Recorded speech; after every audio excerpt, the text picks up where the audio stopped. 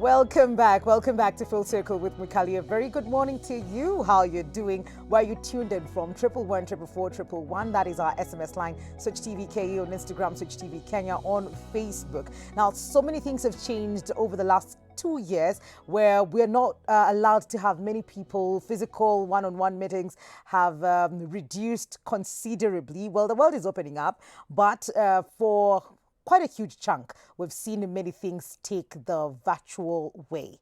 And we're getting into that conversation. How do you handle a virtual interview? The do's, the don'ts. And if you have any questions whatsoever, you don't know how to handle it, pengine una internet, pengine nyumba yako si supu, pengine background si poa, you know, all those things. If you have any questions around handling a virtual interview, please send them through 111 We're getting into HR Circle.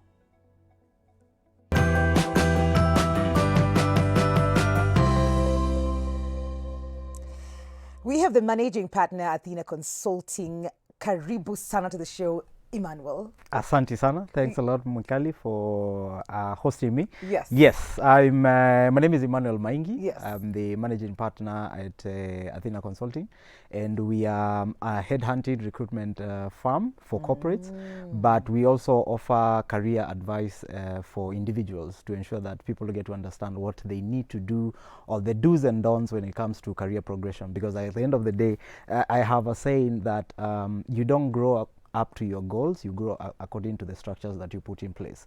So it has to be very structured, because if you don't have that plan, you can go to school and do all the powerful technical courses you can ever have, and then you don't know how to plug that gap between what you've studied and the industry. We also offer psychometrics assessments, which is basically to assess your emotional intelligence.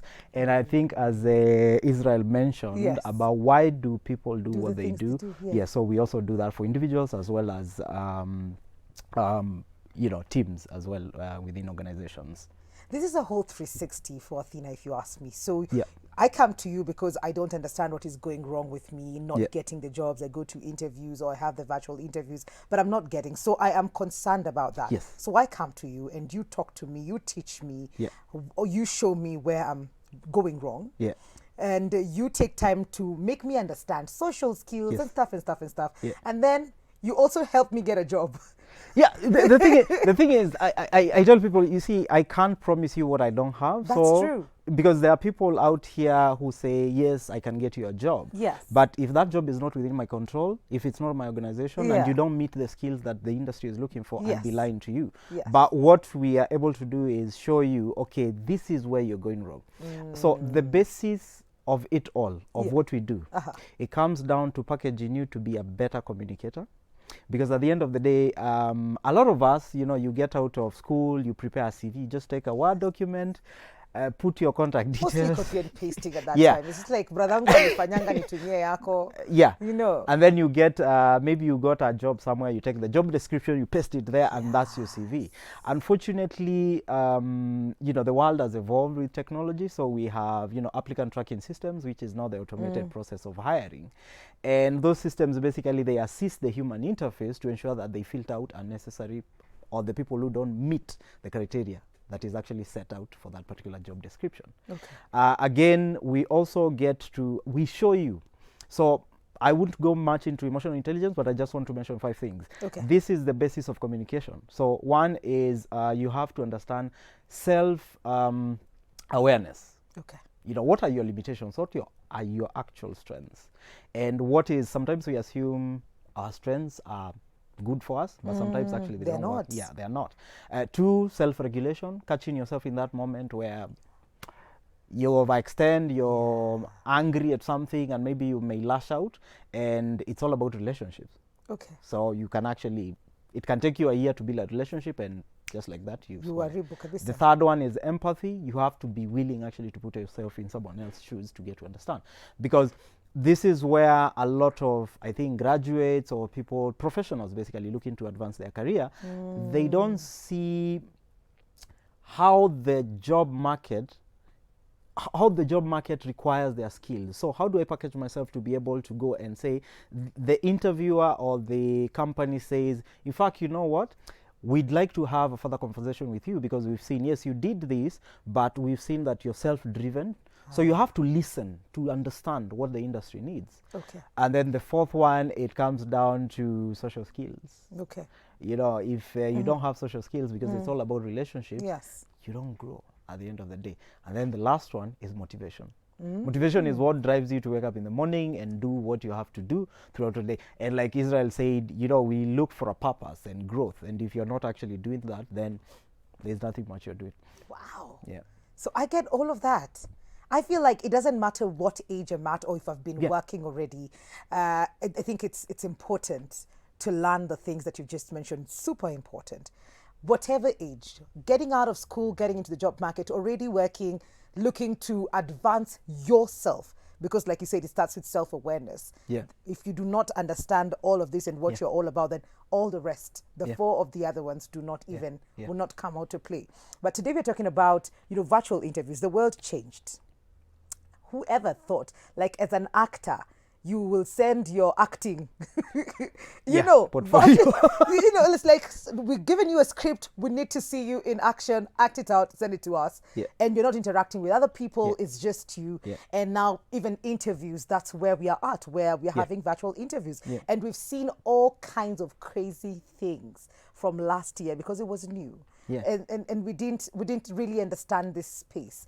There are many mistakes that were made, but then we're here to learn about those mistakes and avoid them. Yeah. I don't know, where do we start? I think the first one, I point the finger at corporates, employers. Yes. Because there's been this traditional model or approach of working.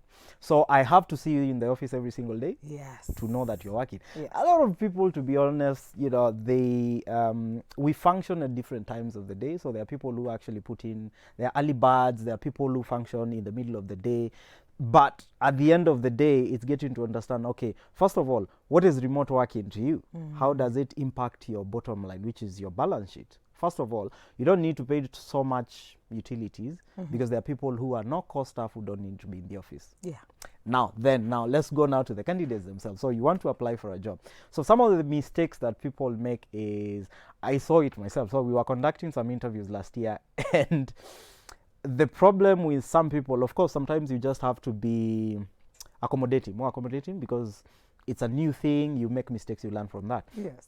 So someone applies for a job.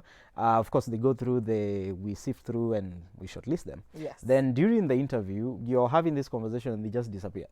What do you mean they disappear? The connectivity, they drop or something. Oh, yeah. I mean... Yeah. One of the things is we, as a country, we have the best internet infrastructure. Oh, we do? Yeah. Okay. So it's always advisable to Yes. have a buffer. So you have your primary connection, but have another line. You can have your mobile data or you can have your Ethernet cable. So for example, if you're working remotely, so you're at home and you're going for this interview, you lose power. So your router goes off. Yes. So that means you've lost that connectivity. Oh, yes. So what would actually keep you on the call? And I don't know if you've seen this, you've had conference calls whereby you find there's the primary screen that you're speaking with someone and then there's another one, the same person. Yes. So you can Zoom with two accounts. Oh, so if one drops, then you're still on the other. Yeah. Okay. It helps because the thing is we are human beings. And a lot of the time you might find that there are people who are not so patient. And sometimes you might be doing a mass recruitment. So time is just so drop off, ilienda. Sorry man, as in oh my God. So I think it's important for you to have at least two sources of the internet where when one drops then the other one, and we're just getting started. That's the first tip that we've gotten from Emmanuel. We're going to take a very quick commercial break. If you have any questions whatsoever about having to go through a virtual interview for a job that you're looking for, what are some of the concerns that you have? 111 444 111, that is our SMS line. We'll be back with Emmanuel after this break.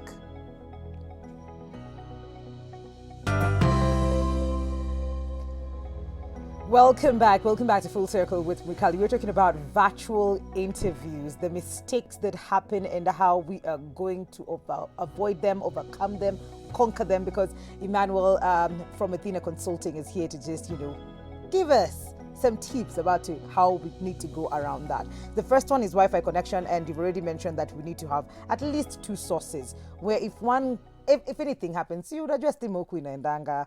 Do you have something else that can help you to just continue? Because some people will not have as much patience as others. Okay, that is one.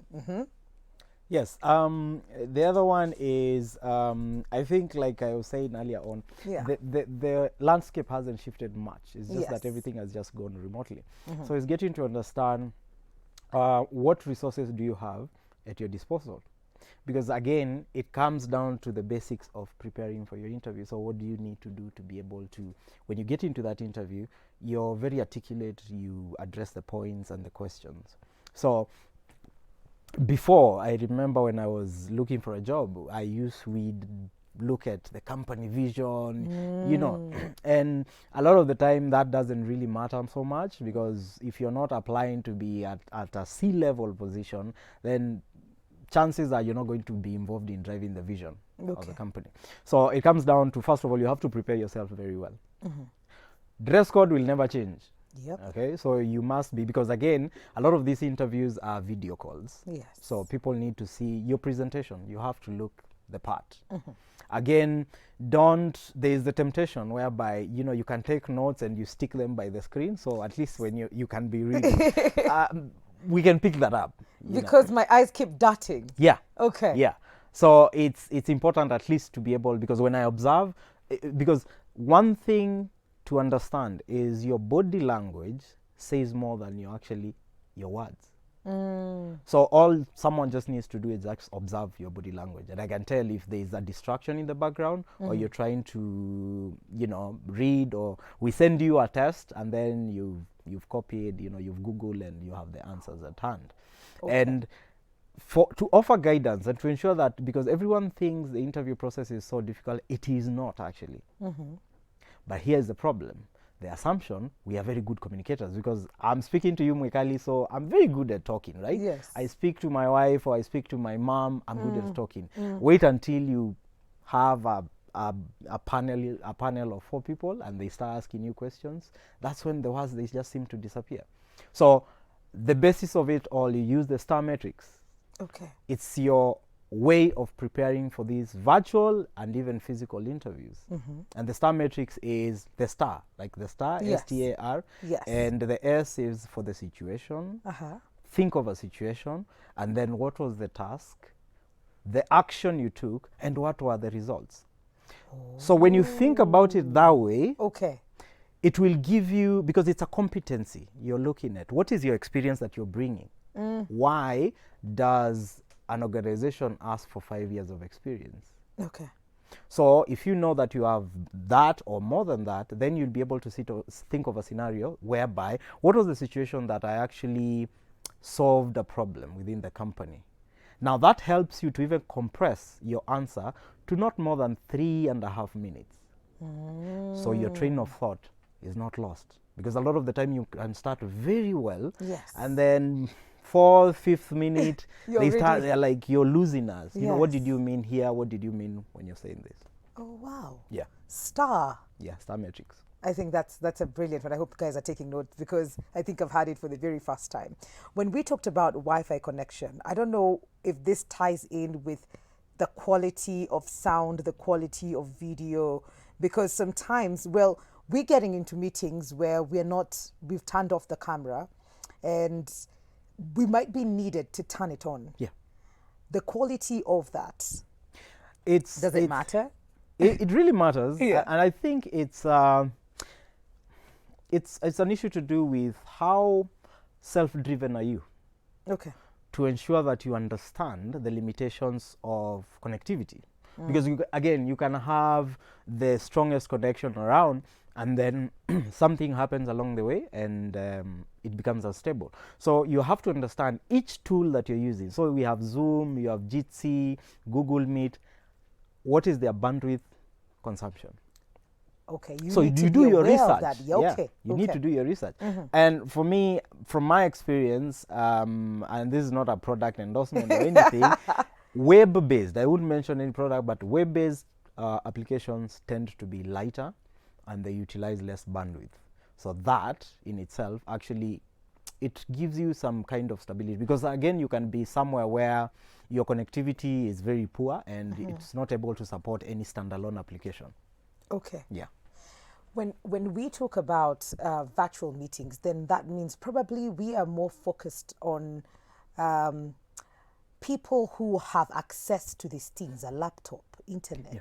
What about those people who really are not in the space where, and we saw that even with children, when Yeah. they were out of school for a whole year, Yeah. then some schools continued online classes, while others for sure were not able to access such. It's, I think there's a basic assumption that by the time, because here we are talking about grown-ups who are applying for a job, so you're over 18, right? Okay. You have to look at basically the statistics on, mobile penetration, smartphone penetration in the country. So I believe even if you don't have a handset that is actually smart, you know someone who you can borrow from. Okay. So it's not just assuming, because you see there's this pity, because at the end of the day, you have to understand one thing. Self-initiative, self-drive is actually what will get you there. Yes. Right? Yeah. So you can say, we can communicate to you by email. Of course, we are scheduling the email, the meeting, but then you come back to us and tell us, I don't have a laptop or a phone. It's up to you to actually ensure that you get that. Do. Okay. Okay. Yeah, and it's up to you to be able to speak to a relative, your parent. You can borrow that phone. Go to a cyber. Yeah, or go something. to even cybers are still They still do that. and they still offer conferencing facilities which you can utilize. Great. A couple of questions for you. Okay, sure. Hi, Mwikali, about virtual interviews. A lot of companies are now doing virtual presentations as well. I'm working from home, but every Wednesday I have to do a presentation. This Wednesday is my very first one. How do I go about having this virtual meeting with my boss? This is Ngatia from Nakuru. So they have their very first presentation coming up this Wednesday. I think they're freaking out about it. I think, Ngatia, you don't have to panic, at the end of the day. Yes. If you've been working from home, the presentation works the same way. Yes. It's like what I was saying, nothing much has changed. The only difference is the mode of presentation. So it's shifted. So we don't have to be physically in the same room for me to be able to point out a few things on a PowerPoint. You prepare the same PowerPoint. If you're having a Zoom meeting, you can share your screen. Okay.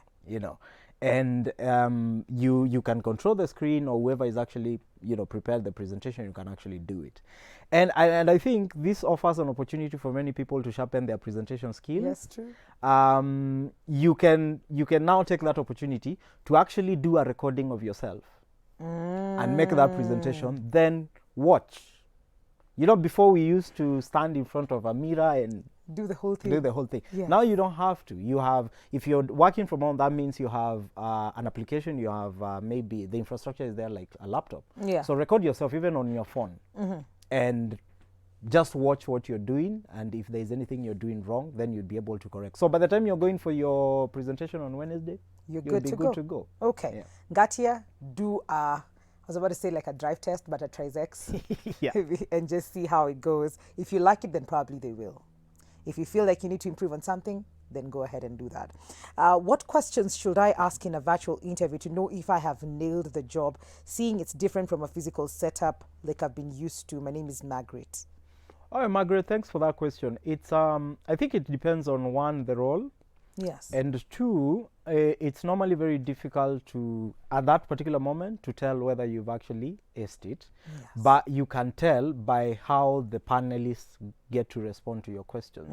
So don't ask a question just because you need to ask a question. I think for me, I'm an advocate of organizations looking at taking care of mental health for their employees. And again, also getting to understand how bullying, harassment, and discrimination work within those organizations. So that might be, and especially you're a lady, so it's important actually because this affects many women. So ask some of those questions. Is there a policy, for example? And if not, how is the organization thinking of aligning such a policy? Interesting question. Again, you also have to look at your career progression. here is the thing.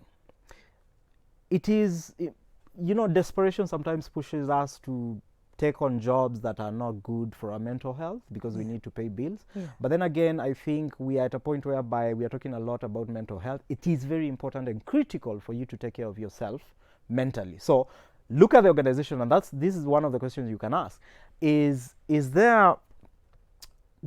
First of all, is there a career advancement within the organization? So are there promotions?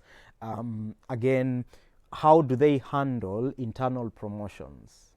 Is it performance based? What do they base it on? Again, if you want to advance let's say your studies, is there a structure to that? How does the organization support that? But then again, is there a facility? Do you have an organizational coach, for example, because there are three things to your personality. So we split it into three. So there is your underlying persona, your everyday persona, and your extended persona. What? Yes. Extended. Overextended. Yeah. Okay. So your underlying persona is who you are with family, in your social circles, where you don't have to flash out your qualifications. Yes. The second one, your everyday is who you are, like here, professional setting. So there are standard operating procedure. The overextension is where you're stressed under pressure. Now, this is where I was talking about, what does the organization, do they have someone in HR? Is there people and culture, someone who takes care of that? Because a lot of the time, if your underlying personality is actually affected, everything else just goes downhill. That's true. And this is where you start wondering, was a staff employee, and now what is going on with them? But then again, they don't have something or somewhere they can go to just help them or understand what really is happening to them, instead of just saying they're not performing anymore, we don't want them in the organization anymore, because now you're letting them go worse than they joined the organization. So it's for Migrate, it's important to first think about yourself, and then look at how you align yourself with the organization. Perfect. Mukali, please ask our guest this morning, how can I prepare myself for a virtual interview from home? What do I need to do basically to succeed? How should my setup look like? How should I dress and compose myself? Nancy from Mombasa. Okay, Nancy, thanks a lot for that. I'll go back to the same point that I made earlier. Think of it like a physical interview. But here you have to, of course, you do your research, you get to understand what the job is all about. Yes. But then again, also, it's important to study the job description. This is where people make mistakes. You apply for a job and you're called for the interview. So you assume you're just going to get it. And then the questions are actually in the JD, drawn from the JD. Yeah. So you have to understand that. Again, you also have to understand yourself. This is where the problem comes in. You prepare your interview, but based on lies. You create these scenarios. I did this. So every answer you give in an interview, let it be measurable. You can back it up with something. Yes. So, for example, when you look at a basic CV, what does it have to have? Sometimes you might find you don't need to put your job description. You might have a very huge job description, so it makes your CV 92 pages. But then you can actually just talk about what do you do at the organization, what the organization does, and what you actually do. What is your core role? And then below that, what are your achievements? So these achievements have to be measurable, and this is what I'm talking about. So say, for example, in this interview, you ask, can you demonstrate to us that, this is a sales position, can you demonstrate to us that how you increase the volumes of sales within your organization? So you can say, when I joined, I found that the previous employee was actually pushing $500,000 in sales. I've been able to increase that by 60% over 8 months period. So you see, it's very measurable, it's very specific, and it also helps you not waver from your answers, and then you start giving too much information that is unnecessary. Great. Final question before I let you go. I was disqualified from an interview because during the job interview the lights went off, yet I was very prepared and had everything ready. Is that enough to make me not get the job? Can we even be able to avoid such small issues with virtual interviews, really? This is Nganga from Kayole. Nganga, yes. Unfortunately, I touched this earlier on that we are human and we're very different. So there are people who will not empathize with you, with your situation. Because again, there is the assumption as an employer in the office, maybe I have a standby generator, right? So I'm not affected by the issues affecting you at home. I think it's like what I talked about earlier on. Have 2 devices on standby. First of all, ensure that your devices are fully charged. Yep. Even if it's your laptop, have it fully charged, your phone is fully charged. And then what we talked about, the internet connectivity, so that even if you lose lights, then you can still have your backup, because again you can tether your phone to your to the laptop and actually do that. So I don't think it's it was right for you to be disqualified, but then that happened.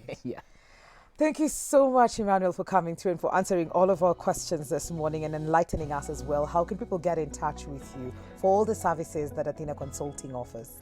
Yes, you can visit our website. Our website is athenaconsulting.co.ke. And Athena is like Athens, the city, Greece, but with an A. So athenaconsulting, one word, .co.ke. My email address is emaingi@athenaconsulting.co.ke. And I can be reached on phone as well on 0737 000 593. Just say the number again. 0737 000 593. Thank you so much, Emmanuel, for coming through. Thank you very much, Mwikali, and I wish you a good day. Thank you. All right. Okay, we are going to take a quick commercial break. We will be right back. Don't go too far.